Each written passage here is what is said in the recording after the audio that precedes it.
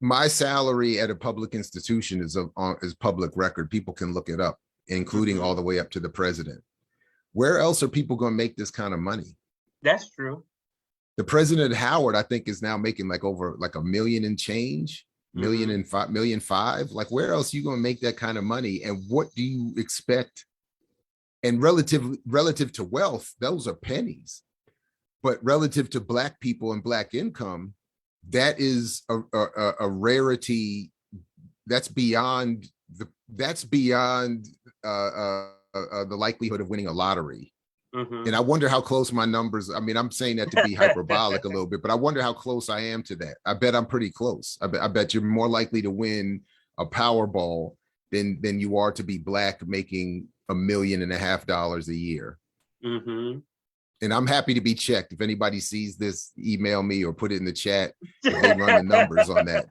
But I'm serious. I mean, you know, so if I'm making $1.5 million, am I likely to tolerate a bunch of Jareds running around teaching what they would want to teach and how they would want to teach? I don't know about that.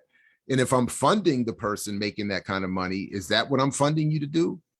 If a whole bunch of people are leaving Morgan with these degrees and are leading revolutionary movements, I think a lot of the funding base is going to start saying, you know, which includes the state. You know, Howard is a private institution, but it's heavily funded by the state. Black graduates aren't earning enough money. Even Black graduates of Howard don't make enough money to kick back enough money to keep a president making $1.5 million a year. But so they're getting, I mean, there's all this state money. That's my point.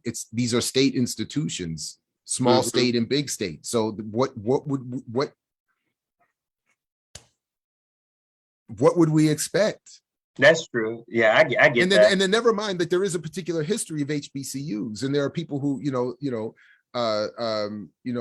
my good brother, Dr. Jelani Favors, has written a great book on the history, and he and I agree a lot and have some disagreement with some other, in terms of our interpretation of some other histories related to HBCUs. So there is a discussion and some disagreement, but so, that said, my understanding and my interpretation is that these institutions were created by whites to create, and were largely led by whites, and they're largely named for whites and their white funders.